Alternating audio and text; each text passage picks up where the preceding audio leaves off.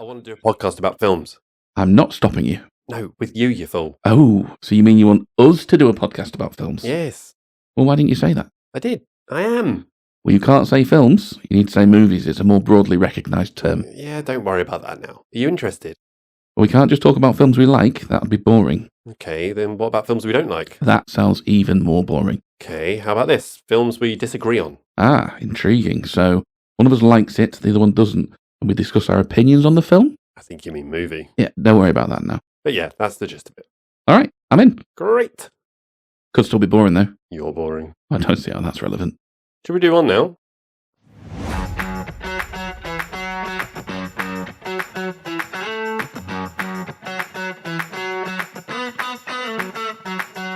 Hello and welcome to Movie the Needle, a podcast where two complete amateurs haphazardly dissect a film that one of us likes and one, well, not so much. My name's Simon and I'm joined by my good friend Carl, and we'll be explaining our opposing viewpoints and seeing whether we can movie the needle for one another. This week we're discussing the 2019 psychological sci-fi directed by James Gray and starring Brad Pitt as an astronaut travelling the solar system, searching for purpose, meaning, and his dad. Loneliness and sad daddy eyes ensue. It's Ad Astra.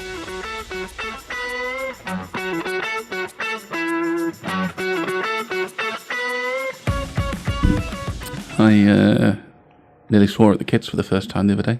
Yeah, well, right. You must have nearly sworn at them. No. Lots. As in, like at them. Like, Right. Like I turned around to the missus, I was like, they were playing up a bit, and I was like, because we don't swear in front of the kids, like ever. Uh-huh. And I was like, I think we had like a little discussion. I think it might be time. I think we need to use a swear word here. And she's like, well, yeah, it's bad, isn't it? It's got to that level. I'm like, yeah, I think we're going to need to swear at the kids. And then the eldest turned around and went, why would you swear at us? To which my wife just turned around and went, because you're being that stupid. Yes, because you're being a fucking... Oh, right, no, sorry. Yeah, it slipped out. There we go. That one's free. But no, reeled it in. We've got that one in the back pocket still. Well done. So you've never sworn in front of them? I mean, look, one of two might have slipped out, but it'll be... I mean, knowing you, that must be some effort. Well, this is why it all comes out here, isn't it? This is your release. Yeah. I'm like pent up throughout the day. Yeah, one or two might slip out, but it'll be single figures easy. Yeah. Yeah. It's different to swearing at them. Yeah, well, this Swearing was in front of them. No, this wasn't. We were skipping the in front. We were going straight to at with the. I can't remember what they were doing, but I do remember thinking afterwards. Yeah, that's funny. I'll tell Si about that. Oh dear, good stuff. Anyway, so this episode, we have got a game. Oh God. Called Whose Name Is It Anyway? Oh, nice. We need something to fucking liven it up, don't we? Yep. Jesus, here we go. And we've also got introducing a new section, listening to our listeners. Does that work? Do we listen to our We've listeners? got more than one, so I think you can say listeners. Listeners, yep. Yeah. So yeah, we're adapting the format somewhat, just to pander. Mm. So give us a 5-star review, you bastards. Yeah, there's a bit of an absence of that, isn't there? Yeah, if there's only one 5-star review, and it's from you. Yes. I haven't even done it. No. Why haven't I done it? Slack bastard. That's a bit silly. I should probably do that. I should probably get on that. Yeah. I should probably be on. I've only done it on one platform as well, to be fair. You can't review on all of them. It's only like Apple Podcasts for some reason. Yeah. Can't on Spotify. What about YouTube? You need comments on Spotify now, people. You have to do the Q&A straight into a comment. So go nuts. Comment is up. Yeah. YouTube, you can like and you can comment, but I don't think you can rate anything. But just comment and say 5 stars over and over again, and then maybe that'll do something. Yeah. I mean, Fucking hated it. 5 stars. yeah, that's fine. Yeah. I don't. That Absolute rot. 5 stars. Yep, that's all fine. You can leave your actual feedback in text, but leave 5 stars. Yeah. That's fine. Forget everything I've ever said about ratings. we need only 5 stars. Yeah, exactly. That's how it works. No one says, like, leave a review, leave a rating. We want to really know what you think. They want us to smash it so that we can, get up the charts. Is that a thing? God. Are there charts? I don't know. We should probably have found stuff out like this, out before we started this. But, we have no I've got time for that shit. well, indeed. You watched any films? I watched a 90s thriller with Kurt Russell in it, Breakdown. Was it Kurt Russell against something? Classic 90s. All I'll say is, you don't mess with Kurt Russell's wife. Kurt Russell's wife? Yeah. Oh, as in he was like revengey? Oh, yeah. Oh, okay, got you.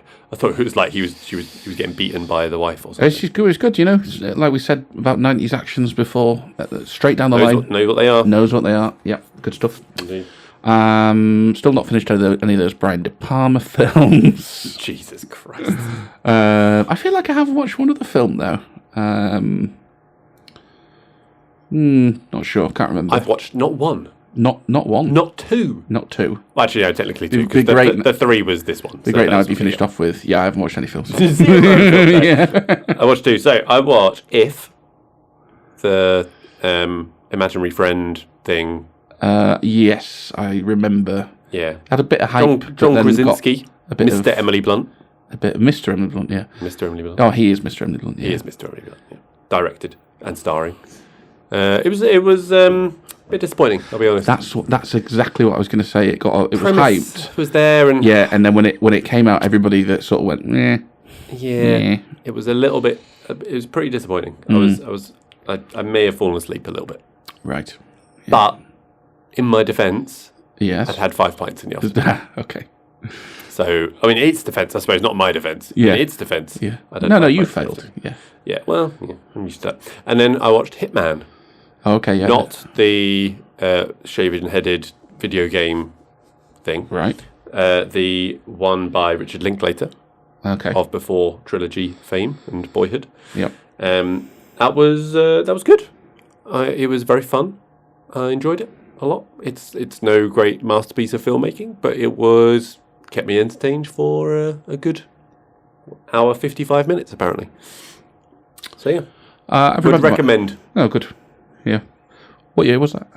2023. It says, new one. Okay, right. Okay. But I think it was only released this year.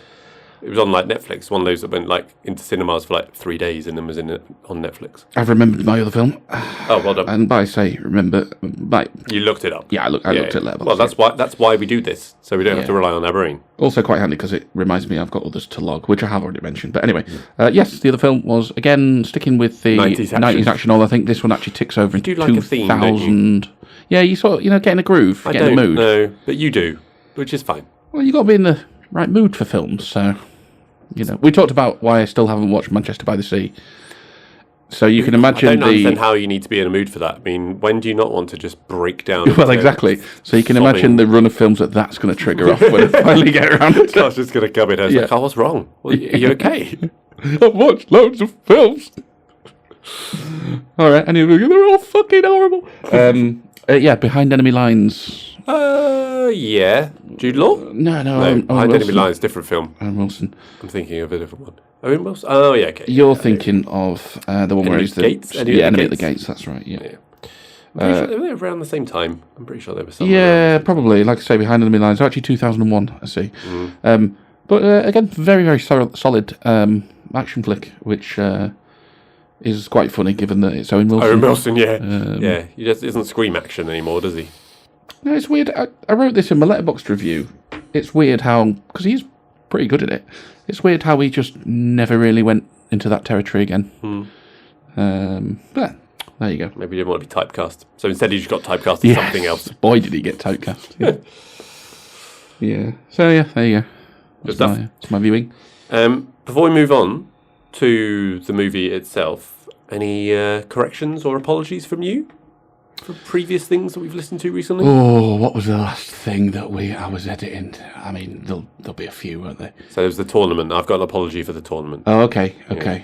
Go on then. What's that? So you did send me a message relating to this. Where one of our listeners had messaged you. So I think I probably should apologise on behalf of all geeky fanboys of Star Wars when I picked Before Sunset over Star Wars. And normally I regret nothing, but I feel like I should have been loyal to my geek roots. But the format of it didn't lend itself well to Star Wars, you see. If it was just a straight up which one, pick, I could have done it, but the way we did it was tricky. And if I recall correctly, when we discussed that again on that episode, your words were as we moved on. It is a fucking B movie. Well, it is. He's done it again. He's gone again. It is. He just can't stop saying it. It is. It is. I don't mind. It's a grade A B movie. But hey. There you go. But nothing from you? Oh, there probably is. I just can't remember. Just a general. Sorry. I'm sorry. All right, so now we introduce the film. But first, we introduce the beer for today. I'll be honest, I do not fancy a beer today. I have been hanging today. But hey-ho. Well, what we got? Right, so what film are we doing? We're doing Ad Astra today. Ad Astra. Is there anything that I can think you're going to go down? I think you could guess it. Astra. Ad. No, I'm not thinking it. No. It's a very on the nose association. We'll be talking. Is it relating to space or is it relating to the name? Space. It's related to space, yeah. Spacey. Kevin Spacey. So it's a dodgy Kevin Spacey. beer. Fucking hell. Oof. No, I'm going to put you out down of that this road. terrible audio content. This is Gamma Ray. Okay, I'm always in the mood for Gamma Ray. From BB Town. Lovely stuff. Freely available literally anywhere that sells beer now. Well, pubs-wise, not so much the old supermarkets these days. You want a glass? Yeah, I'll have a glass, please. There you go. Good stuff, Gamma Ray by Beavertown. It's one of my favourites. I do like a rare American pale ale. You don't get them very often. No, well, everybody goes for the session IPAs instead, don't they? It's been running here. Which we could bore people with the difference. Yeah, I'm a big fan. You don't see many beers classed as an... Oh, I've poured this like an absolute goon. Look at this. Yeah, look at this, listeners. Look at this, Carl. Listen to this. Oh, you've not exactly done much better. No, it's only marginally better. Yeah. Anyway, on to the movie, but a reminder of our ratings. Simple 5-point scale that we have. We either really don't like it, or ambivalent, like it, or really like it. And the movie today is Ad Astra, as said in the introduction and mentioned. Gamma Ray obviously links to that, I suppose. I suppose it's definitely a scene where there's a bit of a shooty. A bit of a ray gun thing going on, hasn't it? Yeah. So, general impressions, Carl. I am going to say that I really like this one. It's going to go into the really like category, yeah. Well, I cannot say that I like this film. But I think I am only ambivalent. Oh, surprising! I thought you might find a way to not like this. You know, so it was certain things I was like, ooh. Listen, I'm a fair man. I'm a fair man. Mm-hmm. Sure. So my little spiel to start us off is that basically this is a patient, emotional, and physical journey, visually stunning. Realistic, in inverted commas, sci-fi. And I know it's not as smart as it's trying or seeming to be, potentially. Definitely has its detractors out there. But on initial watch, I remember being pretty enthralled. And even after rewatch, after having 3 pints at the cricket club beforehand, enjoyed the second time round. And yeah, I really appreciated it. Carl, what? Oh no, it doesn't work. Carl, what are you ambivalent about? Doesn't really work now. Will you ask me anyway, please? So, Carl, what don't you like? The Spanish.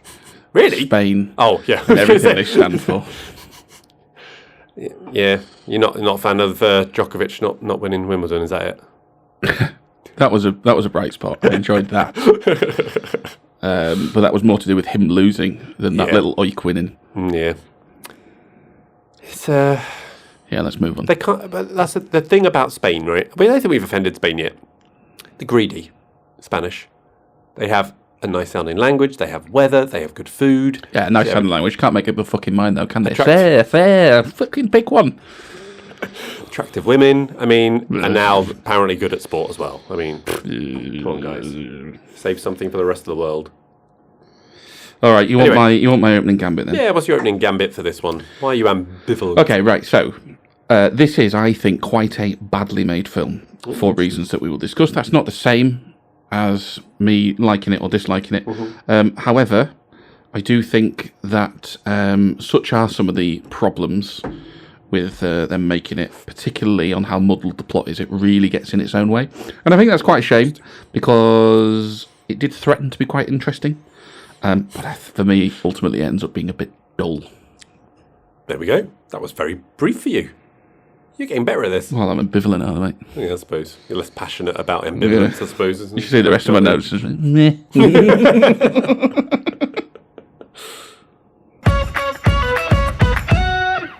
All right, well, let's crack on with the cast. So, we've got a returning member to the podcast from the very first episode, but we'll get to him. First off, we shall get to Mr. Brad Pitt.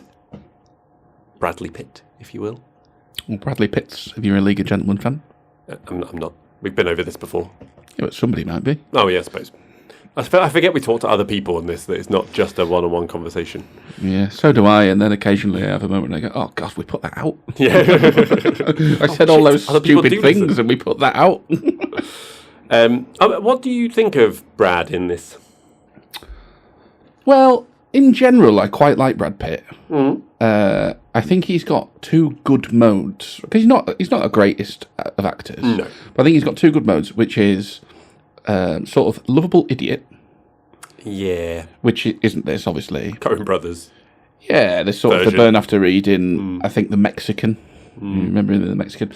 And then he's got the more sort of understated characters. I'm thinking of Moneyball is a pretty understated performance. Yeah. His bit part is very good in The Big Short. Yep. Yeah. And that is obviously what he's bringing here. I think he's fine. I don't think he's ultimately much better than that. I know he got a lot of praise. Oh, this is Brad Pitt's best acting performance. What does that mean? That's like a bit of a low bar, isn't it? Like, I don't think for me, I don't think it quite is his best acting performance. I think he's probably been better in some of those films where he is a lovable idiot. But he was fine. The one real positive I've got on him, he looks amazing, which I think is actually quite important for like the aesthetic of this film, because there's quite a few shots where they're leading into, you know, how sort of good does this look? They're going for that big style, and I think that he's really earning his money there. What about you? So I thought he was really good. I thought he was really good in this, and I think actually this year of 2019, he had this and Once Upon a Time in Hollywood. Have you seen that? Yeah. Yeah, and I thought he was brilliant in that. Won the Oscar for that, I think, actually. And show the two very different roles. This is very much a more still performance. You know, it's a very intentionally, because of the character, holding things in, very still external thing, at least for the first part of it. Very controlled, and as he progresses, you can kind of see that progression. Also want to say that Roy is a solid Brad Pitt name. Yeah. Roy. He's definitely a Roy. He could be called Roy Pitt. Maybe not Roy Pitt. Roy McBride, right? He looks like a Roy McBride. McBride. He's a Roy McBride, isn't he? Yeah. So he could definitely be a Roy. Yeah. Question for you, though. We've talked about movie stars. Yes. And Tom Cruise as being the prime example. Do we think of Brad Pitt as a... Oh, yeah. Yeah? Yeah. Like you can sell a movie just on it being a Brad Pitt? I think so. Well, they did. Yeah. I think so. If you see the poster, it basically just says Brad Pitt. I think so. Cool. And other thing, just want to mention on this, resting heart rate of 47 in this movie. Never been above 80, you reckon, the Billy bullshitter. Never over 80. I mean, I imagine they're pretty much monitoring the whole time. So never above 8. What about when you were with your wife? No, never above 80. No. What's your resting heart rate, Carl? Oh, God knows, mate. You never take your resting heart rate? No. My average resting, 62. So not bad. That good? But I think, I don't know, it's healthy, I think. It's fine, yeah. I think it was probably above 80 most of yesterday, to be honest. I mean, the last time I got my heart rate taken was when I've been in fucking hospital, probably. It was normal then, whatever normal means. Yeah, I mean, always good when you're in hospital. Yeah. So, check that out, I suppose. Yeah. Normal blood pressure as well, that's a turn up for the books, isn't it? Yeah. How's that happened? Well, I don't know. We take it, though. We move. We move on. Anything else on Pitt? No. And I've got a similar sort of malaise towards Tommy Lee Jones as well. when I say You're not that. a big Tommy Lee Jones fan, though, are you? I'm not a big Tommy Lee Jones fan. I do think that the movie, like I say, I'm very ambivalent on this. I do think the movie's got a lot to answer for when it does stunt these a bit, I think. My problem with Tommy Lee Jones is the same thing I said in No Country. I look at him, I go, he's phoning it in. I've seen this performance from him loads of times. You're going to turn around and go, yeah, but that's exactly what the character needed. To which I then say, I don't believe him. I just don't think he is that good of an actor. And when you hear him talk about acting, I think, yeah, I can fucking see, mate, that you're not interested in acting as a profession. Has he done like a masterclass like Michael Caine? There's no way he's getting into any of that stuff. So I just don't believe him. I think he's just really flat again. Not for me. The sad but you liked Daddy. You liked Space Daddy, didn't you? Space Daddy didn't love me. I think he's also a very convincing Brad Pitt dad. You could see that. You could see a Tommy Lee Jones. He's not as good as Josh Brolin, but yeah. No. Josh Brolin is basically him turning back the years, right? And it's not exactly a Brad Pitt, Robert Redford. Yeah, which I think is again the equivalent Josh Brolin, Tommy Lee Jones. Tommy Lee Jones is believable when he is being a bit more colourful, a bit more brash. Think about, you must have seen Under Siege. Men in Black 1 is a decent example as well. Under Siege, he brings that similar sort of thing. He's much better in those roles. When he's playing, as he's done mostly for the tail end of his career, these sort of laid-back granddaddy type roles, I'm just not buying it at all. I'm not. Yeah, I forgot he was in Under Siege. He was like the baddie guy. Yes, that, wasn't he was good in that. Yeah. Yeah, very well cast for that. I would say. I think you do know what you're getting. I like it, what he gives, but I get that you don't and some don't. And we've kind of had that conversation in No Country. Listen back, kids. We're all the way back to episode 1. Yeah, smash that like button, as the kids on YouTube say. Yeah. Any other actors that you would like to call out? No. So I'm going to briefly touch on Ruth Negga. I am quite a fan of Ruth Negga. I've seen her in a couple of things. She seems pretty good. She did not have a lot to do with this. Like, when I saw it was kind of like, Ruth Negga's in it. Yeah. And you're like, yeah, well, just a little bit. Yeah, so we'll come on to that. Yeah, well, indeed. Donald Sutherland, rest in peace. We'll come on to that. But I thought he performed with a real little twinkle in his eye. But that is Donald Sutherland, to be fair. Convincing as a former astronaut towards the end of his career/days. And then, Liv Tyler. I don't know why she was there. We'll definitely come on to that. It was a little bit like, Did she speak? I'm not sure she spoke. I'm going to give you a little metaphorical pat on the head for that observation, Simon. Oh, thanks. I will explain why. Okay, good. I look forward to the little tidbit treat that you're going to give me later as well, and the strip behind the ear. I'm proud of you, genuinely, for that observation. Oh, good. Thanks. Because usually you're fucking terrible at that sort of thing. I know. Yeah. I actually thought about this a little bit. Yeah. Yeah, I think you are ruining movies for me. Instead of just sat there clapping like a seal. Feed it to me. Yeah. Would you like to play a game before we get to the recasting? Oh, come on then. Alrighty. So, this game is called Whose Line Is It? No, it isn't. Whose Name Is It Anyway? Right. Let's try that again. This game is called... Oh, that was a genuine fuck up. Whose Name Is It Anyway? Yeah, that was a genuine... I thought you were doing a bit. Nope. So, Brad Pitt, we've already talked about him. Brad Pitt, not his real name. Do you know what his real name is? Can I just... A quick divergence. He's very Goggins, isn't he? Brad Pitt. He's very Goggins. We talked about Thingy Goggins. Walton Goggins, as in, could anybody look like their name more than Walton Goggins? Yeah. Brad Pitt, very Goggins. Yeah, but do you know his real name? It's close to Brad Pitt. I mean, it's not... Is it? I have a feeling it's something a bit geekier. No, go on then. William Bradley Pitt. Okay. So you obviously just went William Pitt, Will Pitt. Yeah. No, that doesn't work. Bill Pitt. Well, it might be that there was already another one in the Actors Union. So anyway, this game is, can you correctly identify whether the facts of these other stage names are true or false? Oh, okay. Exciting. So a simple one, okay? Yeah. All right. Start off, nice easy one for you. Mm-hmm. Martin Sheen was born Carlos Erwin Estevez. He certainly was. No, he wasn't. That was Charlie Sheen. He was born Carlos Erwin I've Estevez. fallen for the obvious. Yeah. Martin was born Ramon Antonio Gerardo Estevez. Oh, that's even better. It's a great name. Hang on, where's he from? I've no idea. Well, you just lisped your. Oh, okay, right. I should have just gone full British. Ramon Antonio Gerardo No, you might have been right. Estevez. You might have been right with the list. Yeah, I don't actually know where they're from.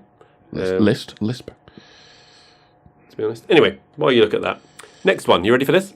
Yep. The J in Michael J. Fox stands for J. J-A-Y. J. Isn't it a Homer Simpson thing? Yeah, go on. Let's go for true. No, it's definitely just a Homer Simpson. Is it just a Homer Simpson thing? Actually, the J is completely made up. His real name is actually Michael Andrew Fox. Yeah, fair enough. So he just added the J. It's much cooler. I mean, yeah, definitely. Okay, you ready for this one? Yep. It's going well so far. Yeah, so 0 out of 2, well done. Vin Diesel's real name is actually Vincent Thomas and took his stage name from the Thomas the Tank Engine character, Diesel. Oh, for God's sake. I'm going to be really upset when that's true. I'm going to have to say false. It is false. I just made that up. His real name is Mark Sinclair. Yeah, that's not cool either, is it? Yeah, I mean, you're not getting his career with a Mark Sinclair, are you? Yeah, Come on. No. Okay, here we go. You ready? Yeah. Nicolas Cage was actually born Nicholas Troy Castor Coppola. Well, he is a Coppola. Yeah, go on. No, false. He was born Nicholas Kim Coppola. Oh, Troy that's weird, Castor is taken from Castor Troy, his face-off character name. All right, here we go. Dear. Tom Cruise was born Thomas Cruise Mapother IV. Yeah, I mean, he's got that sort of rich kid air about him, so let's go yes on that. That is true. Yeah. That is true. Well done. Well done. Okay, last one. You ready for this? Oh, so we're 50-50 so far, so this is Not bad. to break it. Born to a British father and a Chinese mother, Jackie Chan's real name is Bruce Featherstone, Fucking hell. but he changed it to sound a bit more Hong Kongy. I mean, I've no idea. That sounds too unbelievable, but is it too unbelievable for you to have made up? Let's go false. It is false. His real name is Chang Kong Sang. Thank God for that. we're just nudging over 50-50 there. Well done. Good game. Whose name is it anyway? Who knows? Maybe that will return next time we come up against another false named person. What would be your stage name, by the way? Don't know. You can't be Ascot. You're not going to have a career with an Ascot, are you? Come on. It's a terrible name. Yeah. Carl's gets stuck in the mouth as well. That's not good. Go on then. You get to pick your name. You're on. I mean, I don't know. Put you on the spot there. It's not my forte, this thinking about things like that. Just steal. Well, Carlos Erwin Estevez isn't being used. Just go with that. Yeah, go with that. Yeah, that's fine. Yeah, done. Recasting. Yeah, honestly, I found this a little tough. I found it tricky for Brad Pitt. Weirdly. Well, it's difficult because these characters are so flat. I know, like, in part, intentionally so. In part. So I thought, well, you need someone who's good at doing pensive stuff and who's still a bit of a looker. And the best I could come up with was Jake Gyllenhaal. Yeah, Jake Gyllenhaal was one of the ones I was thinking about as well. Yeah. Yeah. I did find Space Daddy a bit easier. Yes. I actually think Josh Brolin would do a better job. I just think he's a better actor. A bit young, though, isn't he? Nah, he could play older. I think that'd be fine. What about Ed Harris? He usually makes an appearance. Ed Harris, yeah. Maybe not with a Brad Pitt as a son. But. Yeah, it's not what I thought of. Yeah, maybe. I actually the other one which has come up before was Nick Nolte. Again, that sort of grumpy older father figure. And then the only other one I had was Robert Redford for him as well, just because of the, he could pull off the scientist thing. I'm not sure about the crazy, going a bit mad. Not enough of an arsehole, Robert Redford. Have you seen Spy Game? Years ago, yes. I love that film. They've got a bit of it's more of a mentor-mentee relationship, but there's a little bit of that father-son vibe going on. Yeah. Well, they are the younger and older versions of each other, in my opinion. Yes.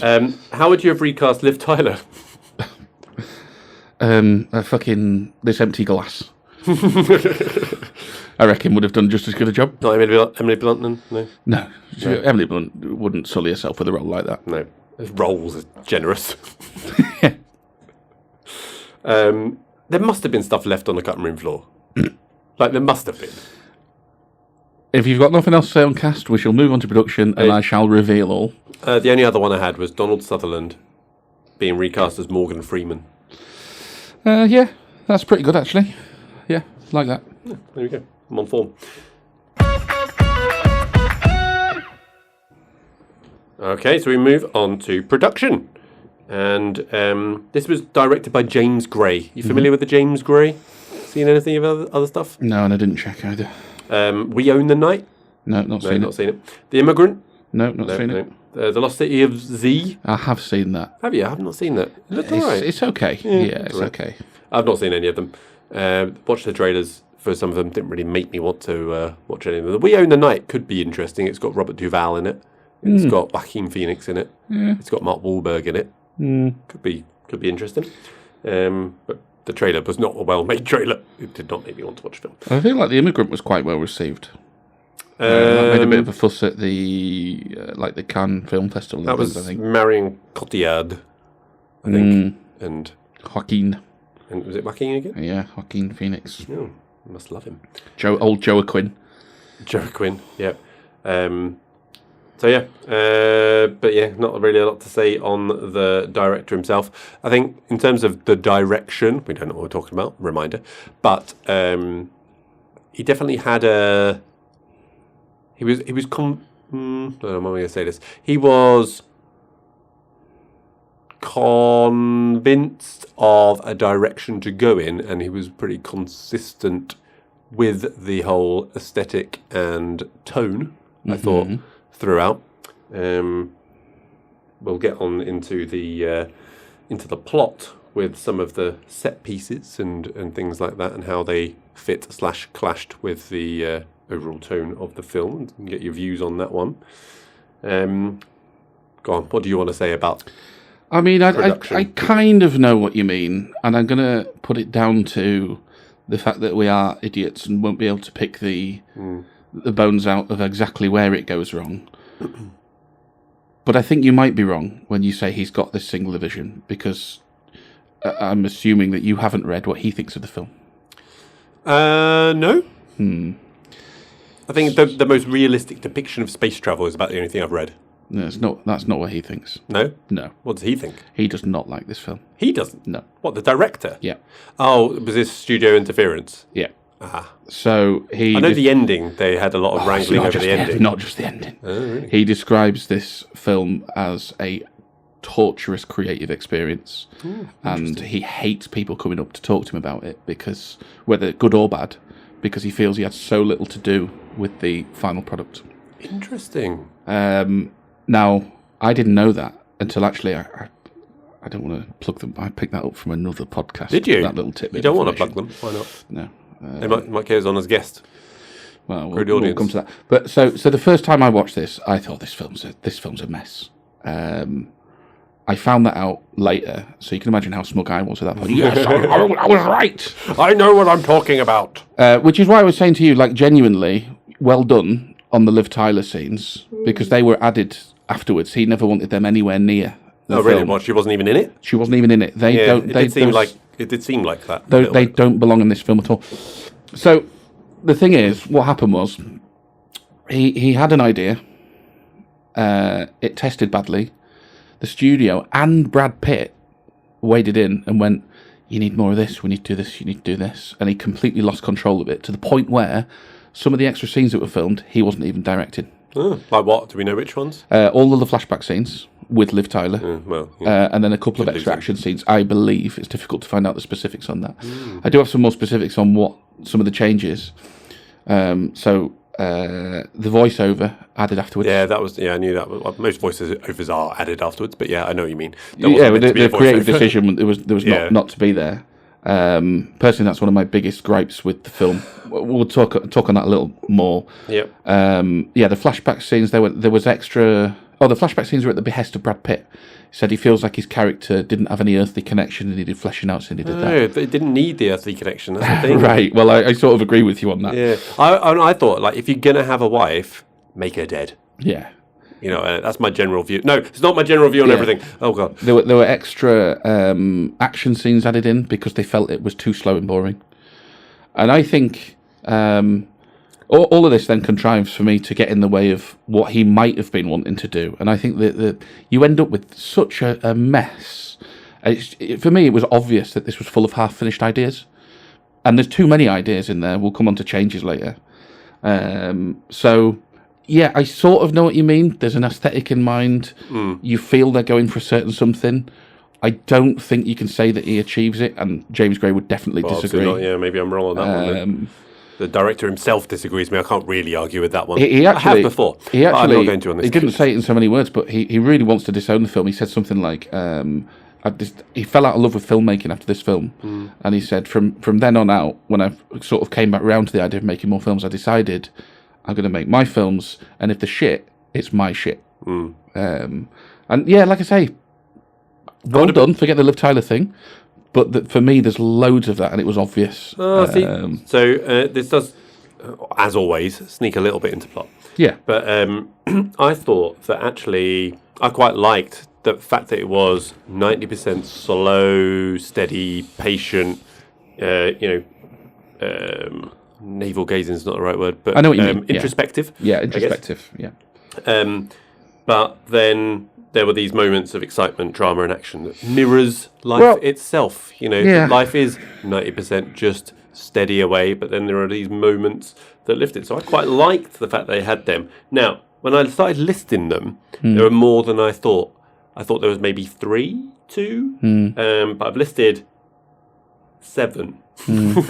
Which maybe symptom of that is that thing that maybe I don't know what his initial intention was, but maybe his initial intention was 3 or 4, and they added in those extra ones. That when you said, mate, there must have been stuff left on the cutting room floor, absolutely not, mate. They were scrabbling around trying to find stuff to put back in. Just with the Liv Tyler thing, because it just felt like, well, it didn't feel like it was connected to it. No, and it wasn't. So it was. So I thought there was obviously a lot missing that would have made more sense if it was in. Yeah.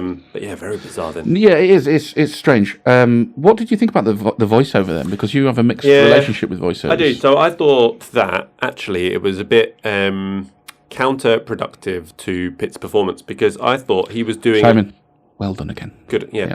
I thought he was doing a good enough job to mean that the narration didn't have to do the heavy lifting. Like, it didn't have to spell out all of the things that he was thinking and going through, because Look, you're wrong about the film, but I'm really proud of you. Genuinely. Yeah, because I thought he was doing it. I mean, I've written, I'm a moron, but I think even I could have got the message that he's lonely, regretful, and sad with daddy issues without him. There's a bit sometimes saying it when the pilot's shitting his pants. Yeah, it's all going wrong, and the pilot's done a decent job of selling the fact that he's shitting his pants. Yeah, and Brad Pitt goes, he's scared. Is he Brad? Yeah, is he Brad? Yeah. Yeah, they've already showed that he's a coward. Yeah, there's another bit later. They are, damn it, they are using me. In the voice. Are they Brad? Yeah. Look, I completely agree that the voiceover, they never intended to put the voiceover in. But you could have had it. Well, just less of it. Here's what I would say. For me, the psych reports were the exposition. Oh, interesting. Psych reports. The voice of the psych report thing in the movie is completely different to what's in the trailer as well. Interesting. So they okay. Yeah, they didn't like that either.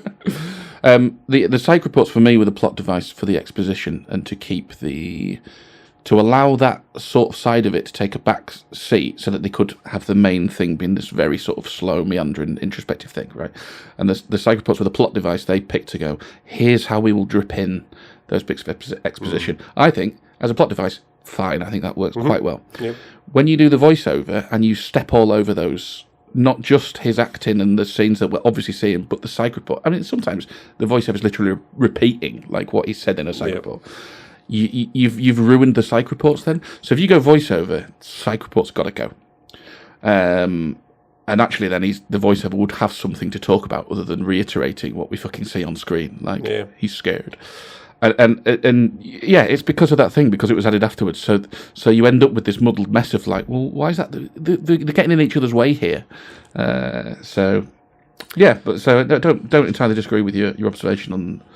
Yeah, and I think on that. the take home for me for the narration is that obviously I could have done with less of it, but didn't ruin and stomp over it, because I think, I don't know, it didn't annoy me that it's repeating something that I've already kind of have got. It was a nice reassuring pat on the head. Well, Well done you. That's one way to take it. Yeah. But yeah, in other things in the production, so the score I thought was decent, liked it. Is there like a special space genre of score music? Because you could definitely, like, if you were just listening to it in isolation and you heard it, you'd be like, oh, that's set in space. And you could probably do the same with like Interstellar and other things. You're just like, oh yeah, spacey. I don't know what makes it spacey, but it seems a bit spacey. I keep saying spacey. All I can think of is Kevin Spacey, and we should really distance ourselves. Yeah, we should. Although he's been cleared now. I thought the score was okay. There were times when it was very, very on the money, mood-wise. But I did think it was a bit one-paced. So on more than one occasion, I found myself going, we've been listening to the same sort of warbling tone for a long time now. And there was very little in the way of sort of arresting pieces in the music to sort of like perk you up at points or drag you along into the thing, manipulate you if you like. We've talked about that a bit. Yeah. So it was good, but I don't think it was absolutely amazing. I say bit one paced. Looked good though, didn't it? It did look good. I think that is same director of photography as Interstellar. Right. Yeah. Oh. It did look good. You could. That was where it. The colours. It did like a lot of colours that you did, like the moon colours into the Mars colours. Yeah, you had that shot when they were on the moon with Earth in the background. It was so vivid, really popping. That was a really good. And you'll like this. So they used models and props for the spacecraft exteriors. Again, you could sort of tell. Yeah, it doesn't. It feels real. Yeah, it did. And still images for the planet's surfaces rather than CGI as well. So again, it shows up. You can kind of it shows you up. can tell you the can CGI, tell right? for sure. Lovely. You got anything else on the old production? Yeah, just a bit on the, on some of those action scenes, and how much of this you can sort of lay at that overarching problem that the direction's gone awry for various reasons. I thought some of the action scenes they sort of undermine themselves, right? So you'd have a good action scene, like the moon buggy scene. Yeah, it was cool, wasn't it? Looked good. Yeah, some cool bits. Little ray gun things. And they're building tension up throughout the scene. How are they going to get out of this? And it sort of went too far, because it got to the point where, like, the pirates show up and they off two of the buggies instantly, no problem. Yeah. And it's like, how's he going to get out of this? And then Brad Pitt just goes, well, I'll just dispatch you, like, fucking instantly. And it's like, oh, all right, so there's no real tension here. And then it's sort of, he gets closed in. He's closed in by four of them. And you're like, well, how's he going to get, they're just going to crash. And they'll just get away. And I thought that was a bit of a theme throughout those set pieces in the film, where they build this tension up and then they have a really unsatisfactory ending to it. Have you ever seen a moon buggy, moon rover car chase in another movie? Don't think so. Surprising, right? I was like, I couldn't think of another movie that had done it. I was like, surely this must be a don't think so. Thing. It did look good. Like it was more the way they is it choreography? I don't know. Is it when you sort of we're storyboarding the set piece and here's how it's going to end. Well, no, end it better than that. And the ending bit where he's fucking flying through an asteroid field with a little piece of thing in front of his face. Captain America. Was just so silly. It's like, well, any tension you've ramped up, it's gone now because you've just closed out with this silly overblown thing. Yeah, and I think that's what I was saying. Like, when I counted the number of those, it was a lot higher than I remembered. I was like, oh yeah, and there was that. Because I quite like the fall at the start, and that thing. I think that was done quite nicely. Yeah. I quite like the moon rover chase. What did you think of we're straying all over the plot now, but the Mayday with the insane apes? Yeah, yes, you are going to go over the apes. What the fuck was that doing in there? It's weird, right? That was take away the apes. Yeah.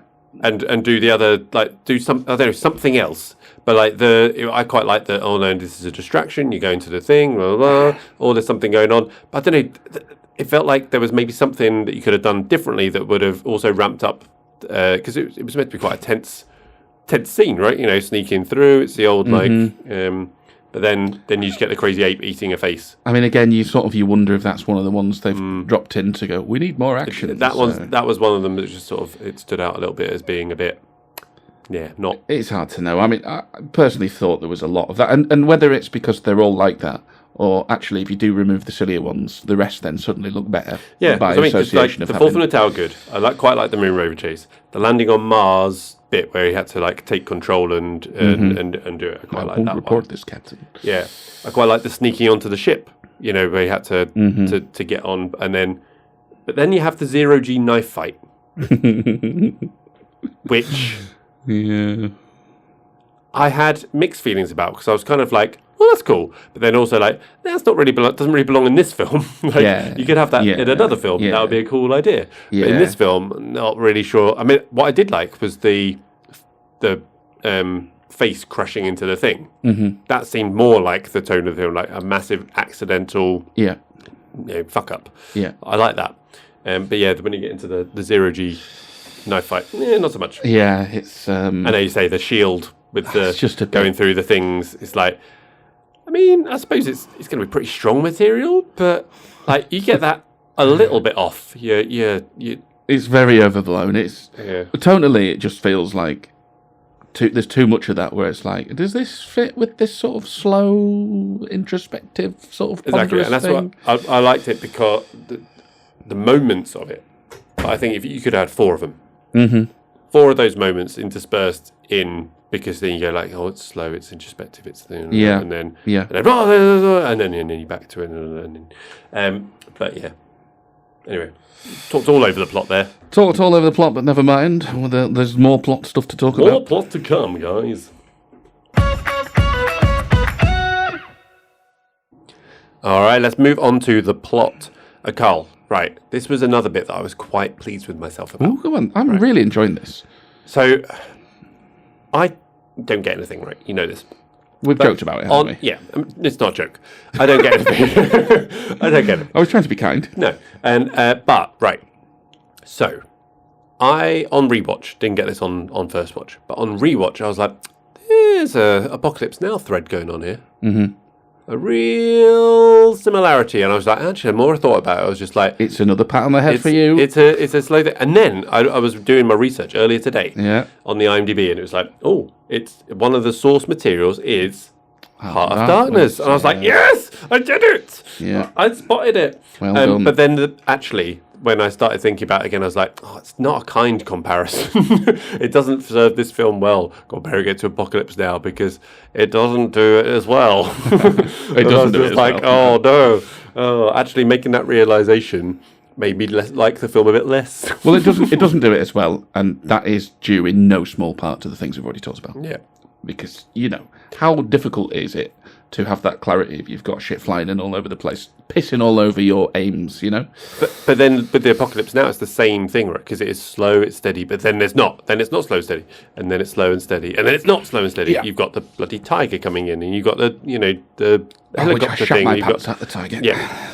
So you've got those parts, and I think that's again similar to what I was saying before. Not to repeat myself, but I'm going to repeat myself. Where you have that, but there was a few too many.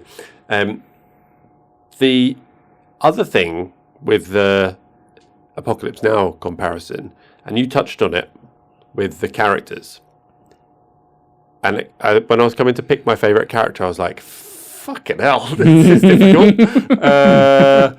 Who did I like? Yeah. Who did I like? Donald Sutherland character? I mean, I suppose he's not exactly a huge character. It's like, Ruth Negga, no, she's pretty forgettable, actually. Like, she's fine. There wasn't the, I've forgotten his name from Apocalypse Now. The main dude.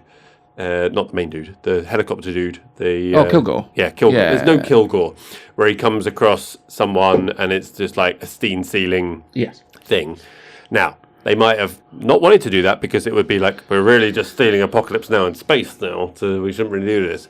But actually, I was thinking maybe you could have encounters a character that's a little bit more I'm going to say interesting. Yeah, well, that's gonna get to the issue of what do you think this film's about, because I think something like that might actually get in the way of that sort of pensive sort of introspection. I did think that as well. No, yeah. I know what you're saying. Like, they do share the similarities with Apocalypse Now, because that's quite slow paced for a lot of it, and it goes fast. Yeah. It's just that I do think the vibe of this with the soundtrack is a lot harder on that side of like mood and sort of vibes. I think we're gonna have to say vibes than it is a sort of more literal substance. What do you think the film's about, plot wise? So we've already touched on the fact the plot's all fucking over the place for reasons. What do you think it's actually about? Well, that's a different question. So what do I think it's about? As in themes and messages. What's the actual story we're trying to tell here? Well, it touches on themes of the loneliness. I mean, if you're going on what it touches on, we'll be here all fucking day. What do you think? It touches on a lot of stuff. So I think the message it's trying to tell, right, is because it spells this out in two of the psych evaluations, right, at the start, and then never mentions them again. At the start and the end. Go on, sorry. So at the start, Brad Pitt's character is very much says, I'm paraphrasing, but I'm calm, I'm steady, I don't rely on anyone else, I don't need anything, I'm just going to do my job, and I am independent, blah. And then he basically has the same evaluation at the end, but it's slightly changed to be like, I'll keep it kind of steady, but I'm going to rely on the people around me and have the connection and stuff like that. So I think the whole message is meant to be, and this is emphasized when he does find Daddy, is that we are alone out there. We're all we've got. I think he even says that to him. Yeah. So I think the overall message is we as a human race need to connect and be with each other and be kinder to each other and use that as the overall thing. So the loneliness, detachment and stuff, you should be focusing inwardly with your core group of people and loved ones, I think. And that is what you took and then loved, which is where we differ. Really liked. Let's not say loved. Well, yeah. And it's not because I hate people. No. So there's loads of like fragments of what this is about, right? They mention religion a couple of times at the start, then don't touch it again. And in fact, a lot of the critique on this film was, in fact, it is an allegory for God or the absence of God. I knew you wouldn't. You're looking at me. I knew you wouldn't be picking up on that. I knew this was Space Daddy for you all the way, don't you? But I don't necessarily think you would get that, because they introduced the idea through a scene, an exchange in the spacecraft, and I think they might even do it in this psych report. Very, very close together, then don't touch it again. There is the conspiracy theory angle of it, which would play much more like a traditional thriller. The energy sort of pulses from space, energy surges from space, and what's going on there. And then, of course, they're trying to double cross him. Which, by the way, plot hole, why did they need him to go to Mars? Why couldn't they just record his voice and forward it on, or AI it, or something like that? Really, really clunky devices all the way through to get him through. You need a device to travel on. But yeah, whatever. You've got that. You could have sort Same question about Apocalypse. Why can't you just helicopter him all the way to the bloody end? Drop him in. I think it was. Well, you have to take a boat. A long, long way. I think would be the more practical 2 helicopters. problem with that. So you had the opportunity there to go down a sort of a bit more straight up action thriller angle, which personally I thought would have been a more interesting film than the daddy issues learning to be satisfied or whatever, find your place in the world. There was also some commentary on consumerism and anti-capitalism. Bit on the moon with all of the which again they touch on and then leave alone again. I quite like that it was just a bit of a throwaway though. That Because it was just like, oh, the moon. The problem with it... Look at it. Yeah, the problem with it It's like, oh, that is what it'll be like. Was, like I say, I come back to the same thing. You could tell that they had ideas and they just didn't follow through on them because the whole thing just ended up being a mess and too many sort of, maybe we should do that, maybe we should do that. For me, the most boring one they could have picked, which was the one they gave most time to, was the one they went with, the Brad Pitt trying to find this place in the world and you know, a lot of that, it sounds like reading between the lines, is Brad Pitt's fault, because when he's going, I need these flashbacks to make my character seem more human and all the rest of it. That's the disappointing thing. I'm like, well, that's the most boring one you could have picked. That's the one you've gone with. And then you've just got this mess that you've left behind of all these different ideas that are floating out there. So, yeah, like I said at the start, actually just a bit disappointing. That's my sort of thing with it, because it was intriguing. It was an intriguing setup, and it just doesn't hit its straps, really. We've already talked about a bit of a callback to a previous episode with Apocalypse Now. Mm-hmm. Another callback. Gaffer tape. Essential tool for survival. Yeah. As if that's going to work. Just tape his visor up. Well, he did that, yeah. He was already dead. I mean, it seems a little redundant. Like, it's like, he's clearly dead. Yeah. Like, what are you doing? Yeah. No, I'll tape him up. I'll take him back. He's dead. Okay. Yeah. It's like that pronounced dead on arrival thing. Well, you couldn't have done it at the scene. Yeah. He's already dead. Yeah, gaffer tape again. So there was that. And also, we were talking about the recording of the message in that special soundproofed room. Are you going to use that sort of cladding in our shed? I'm going to get some... huge wedges of... get some of that foam stuff, Get it on the walls. But I thought his delivery of that message, One Pump Walker would have been very proud of that. Yeah. Straight out there, one take. Peek behind the curtain there. Simon, with his intros, just nails it every time. Every time. 60% of the time. What is the status update on our shed, Carl? Just to update the going listeners. well. Yeah, it's going well. Unfortunately, I've got a bit of holiday coming up, which is going to slow progress. Hey, subcontract. Yeah. But the floor's down, stuff's going on the walls, and then it'll just be a matter of running power, and we'll be in. So I don't want to put a date on it just yet, because, you know, real life gets in the way, but the end is definitely in sight. It'll be goodbye to the pube. Ooh. You got anything else on plot? Well, I think I'd just be repeating myself. So no, then. Yes, you've already mentioned about what was the baboon scene all about. That's baboon. That was the word I was looking for. One I'd called out in particular. Overall, I would have really. I just thought it wasn't quite sinister enough. I was intrigued by this sort of conspiracy double crossing element, and it sort of doesn't do enough with it. But there you go.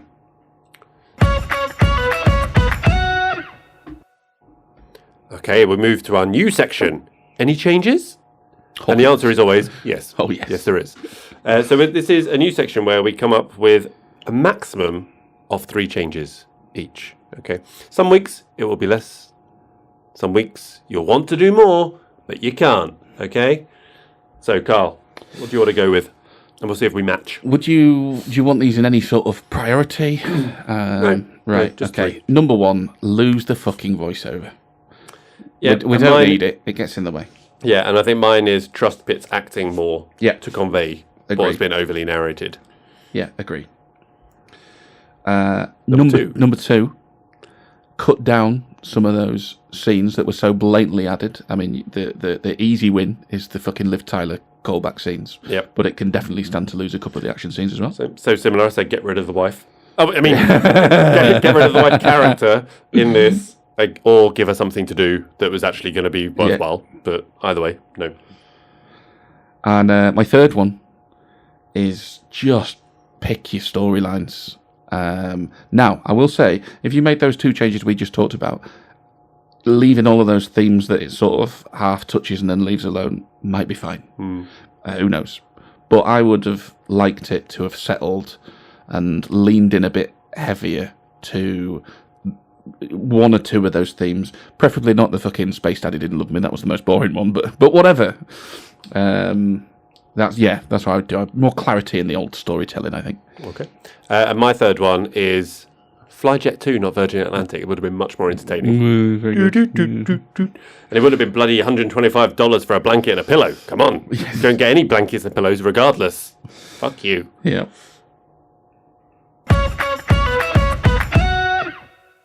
All right, we moved on to This Is Why You're Wrong. So our little closing statement from each. So Carl, away you go. Well, you are wrong. And I knew you were going to be wrong because, if you haven't seen what James Gray has got to say about it. I'm going to look up after. Yeah, you sort of, you've been trapped by the absence of that knowledge, basically. That's a trap. However, I sort of all knew what you were going to like most about it anyway. And that is the most well-developed of the themes, of the many themes that are present in there.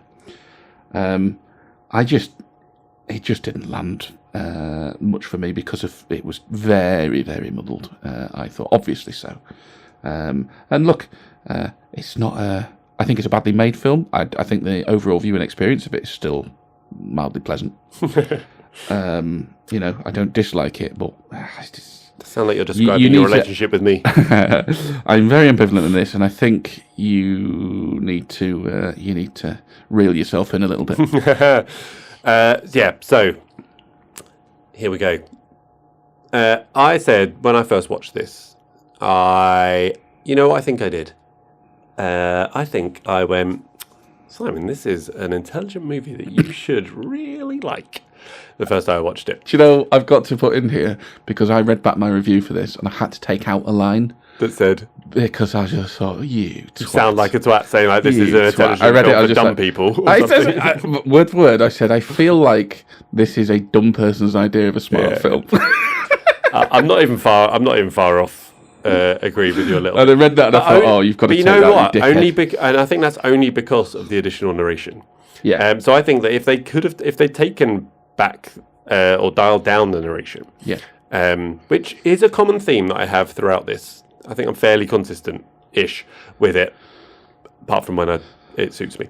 That's just normal behaviour, isn't it? Really? Yeah.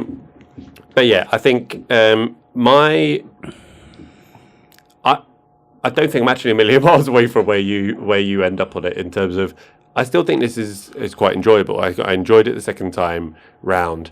It's unfortunately one of those that where you think about it more, and this is where doing a podcast on movies really could make it less enjoyable to enjoy the film that you quite enjoyed the first time, maybe enjoyed a little bit less the second time, but still found it quite good. And then you actually start thinking about it, analysing it. It can work both ways, though, can't it? It can. It can work both ways. So, yeah. That's the thing. I still did like it. Yeah. And I think I still do like it. Yeah. I think I'm really going to have to temper down my initial really like. So I think... It's another one in the It's going to be another one. So I think that's a 6-3 to Carl. So it's definitely going down to... It's going down to a like. I still like it. I still think it's got some decent things to say. I still think it's got some good set pieces. I still think it looks great. I still think Pitt is good in it. I don't think it's not a complete train crash. Train crash? Car crash? Moon buggy crash. Moon buggy crash? I think it just depends on how much you're going to let its problems get in the way of your own enjoyment, aren't you? That's the thing. And ultimately, there's a few too many for me. But, Well, there we go. We have a needle being moved feed. Hey, well done. And we finish things off with the data section. So a few of the ratings that we have. So IMDb 6.5, which I thought was actually lower than I expected. I thought it might be more towards the kind of a bit higher than a bit 7 kind of thing, maybe. But there we go. Letterboxd 3.4, so in the same range. Yeah. Do you know on that, how much of that do you think is people going to the cinema? It did look good. And it goes this big early hype and reviews. Because you go, wow, that looks good. And then over time, people sort of revisiting it or watching it on the small screen and going, ooh, it's a bit, ooh. Yeah, that's maybe. Skew it back down. Do you think it's and I think that gone down over time? Possibly, yeah. And I think the Metascore is 80. Wow. It's too high, that. Yeah, and I read it wasn't by Roger Ebert, but it's on the Roger Ebert site. And they really liked it. And some of I agreed with a lot of what they were saying, but then they also seemed to miss quite a lot of the things that I kind of noticed on second viewing. Yeah. So I don't know if it's watching in a cinema experience, you have that slightly different experience of it, and there we go. But yeah, but nominated for sound mixing Oscar. Yeah, I found the sound mixing. Sure, yeah, brilliant. Didn't win though, so not that good. Any other ratings? No, I think that's about it. What about your ratings? Well, I gave it 2 out of 5. I'm like I say, I'm more ambivalent than that in terms of liking it, but I did think it was quite badly made. Yeah, I mean, I was originally a 4, and I think that's going to come down. Probably a 3. I think it's probably a 3. Reasonable, yeah. Yeah, I think that's probably the range it is. Rewatchability, Carl. Yeah, it's a weird one, this, for me. Do you know, I had conflicting thoughts about whether it felt long or not. Now, it's only just over 2 hours. Yeah. Sometimes I like in certain bits, I was like, oh, this is long. In other bits, I was like, oh, this isn't very long at all. And again, I wondered if it's sort of all the same problem, like a pacing thing, because you've got this weird stop-start thing. I think ultimately I settled on it didn't feel that long. Yeah, and I think that lends itself to... the rewatchability. Yeah. So you're on a yes? Well, this is the thing, right? I wrote yes, but then I wrote, but when am I going to rewatch it?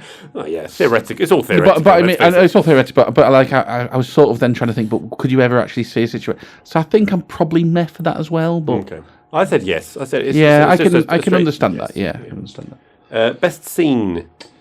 Well, I struggled with this.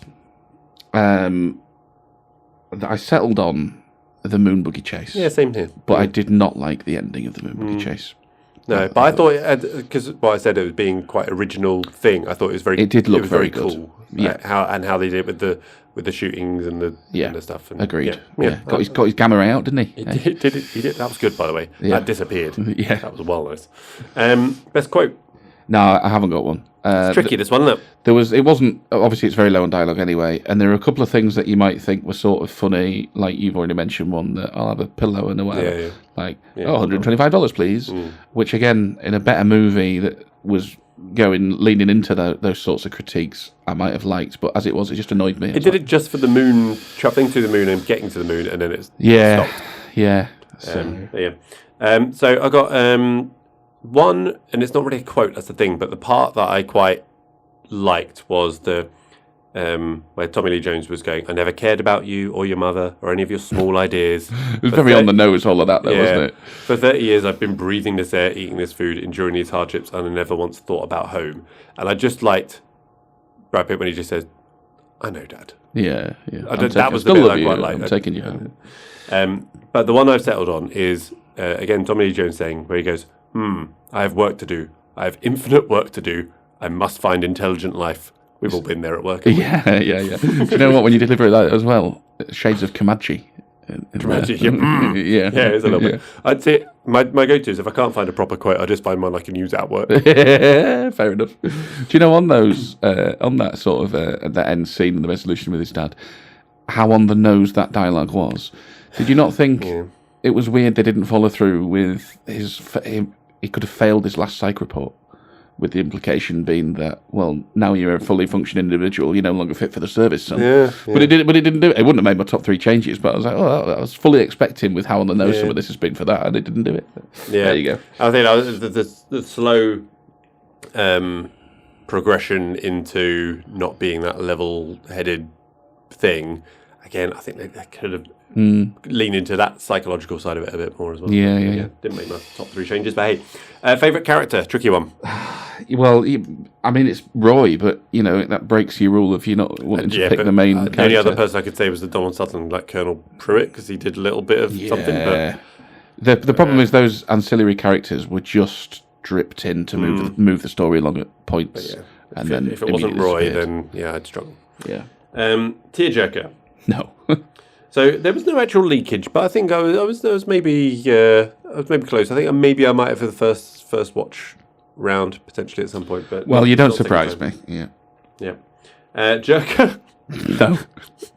Not really any gratuitous nudity there. Mainly in Evidently, spacesuits. he's not doing it either. That baboon was naked, though. Resting pulse of 46 or whatever. Yeah. Baboon was unclothed. Just saying. Yeah. All right. Now we finish things off with our top 3, and we're sticking straight down the middle here. Top 3 Brad Pitt. So, this is hard. have you got any honourable mentions that you want to go with first? One that would have sailed into my top 3 were it not for the fact he's not actually got a starring role with it. Yeah, there was a couple of them.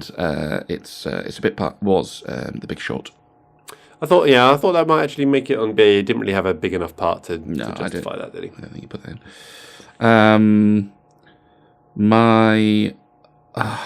I haven't got an order for this yet. Another honourable mention I can say is Fight Club. And the reason that doesn't make my top 3 is it has been so long since I've seen it. Yeah. Now, I watched that. Left an indelible print on me, that one. Yeah, and I watched that because I had that on DVD. I watched that a lot back in the day. So I probably still really like it. Exactly. It's not a one and done kind of thing where you're like, oh, that was really good. Yeah. I've not seen it since. Whereas 12 Monkeys is one of those where I've not seen it for decades. Yeah, I've only seen that once. Yeah. I remember it being good, but I couldn't put that in. And then 7, not seen that for years and years either. Yeah, I like it. It doesn't make my list, but I like it. Yeah, it didn't make the list, but that was the need to rewatch list of would quite like to do. So that sort of leaves me with 5 of films that I've seen relatively recently and like. I know that my number 1 is Moneyball. Why didn't I have Moneyball here? Why didn't you have Moneyball in there? Moneyball should be on there. I even went onto IMDb and rated it because I hadn't rated it. Yeah. Specifically for that and then forgot to write it down. Right. Like Moneyball's in there. You get ready to drop one out. Oh, no, shit. Okay, that's fine. I can do that. So I know that my number 1 is Moneyball. My number 2, I'm pretty settled on 2, which Snatch? is... No. Ooh. Which is The Spy Game. I left Snatch out because, again, I don't know if you'd say he's got a starring role. It's a bit of an ensemble piece and he's lower down the... He's pretty close, maybe. You could argue that. I do like that film, but it doesn't make my list. Yeah, The Spy Game, I think that's a really slept-on thriller. Snatch, I mean. No, that's true. Really slept-on thriller. I really, really like that movie. And then I'm into this sort of like this world of, well, I like that, and I like that, and I like that, and I like that. So I've got The Mexican. I think he's joyous in that. I really like that film. Might make an appearance in a future episode. Ocean's 11, the first Ocean's film, is really tidy. Yeah. And then you've got a couple of Tarantino's in there. Inglourious Bastards is good. Once Upon a Time in America's good. Hollywood, sorry. Yeah, fucking very different film. I think I would have to actually go with Ocean's 11. I think that's a good call.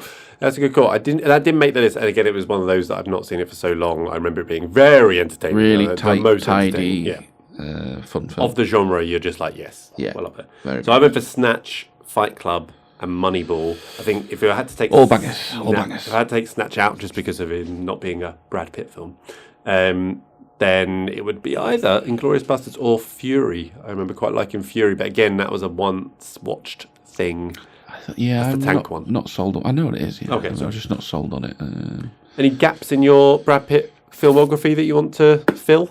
I've seen quite a lot of Brad Pitt films. It became apparent to me as I looked down the list. I don't think there's anything quote unquote missing. Seen Thelma and Louise? No, but I'm sort of not bothered by that. No, not really either. So 2 that are on my shelf downstairs and have been for years, and I've still not watched them because I'm a dick. Yeah, is Interview with the Vampire. Oh, I've seen that. Yeah, I've not watched that. Yeah, it's kind of fun. The assassination of Jesse James by the coward Robert Ford. That was. I remember. I can't honestly say. I'm pretty sure that'll be low on the rewatchability scale. It couldn't have made it into my top 3 because I've only seen it once. It was a long time ago, but I did remember thinking it was very good. And then another gap is Legends of the Fall. Not seen that one either, actually. I would quite fancy watching that. I'm not sure he's meant to be amazing in it, but he's in it. So there we go. You got anything else, Carl? No. All right. Well, that's all we've got. So if we moved the needle for you, or even if we didn't, please do rate us, follow, subscribe wherever you're listening, and leave us a 5-star review on Apple Podcasts. It really does fondle the balls of the algorithm and get us out there to more person. Our Twitter and Instagram is MTN Movie Pod. You can also find our page on Facebook and on TikTok, maybe? Don't know. Soon. Details can be found in the show description. And our YouTube channel is Movie the Needle. And we are trying to put out more sort of video-y content as well shortly, so look out for that. So for me and Carl, it's goodbye. Did you say get it out to more person? I did. Was that That was intentional, yes. What's the joke there? Explain it, it'll be funny. Because we've got like, for fuck's sake, because there's not very many viewers. We only have like one person. So if we can expand it to more person. Okay. Like one. Yeah. More person. Yeah. All right. Yeah, thanks. Fucker. I thought it was quite nice. Fine. Say goodbye. Goodbye. And it's goodbye from Ad Astra with Brad Astra, who's such a cad Astra with Tommy Lee Dad Astra. A had Astra been a bit of a lad Astra, made me mad Astra, which I wrote on my pad Astra. And although I initially thought it was Rad Astra, it made me a little sad Astra. I liked a little tad Astra less. We have got to set that to music.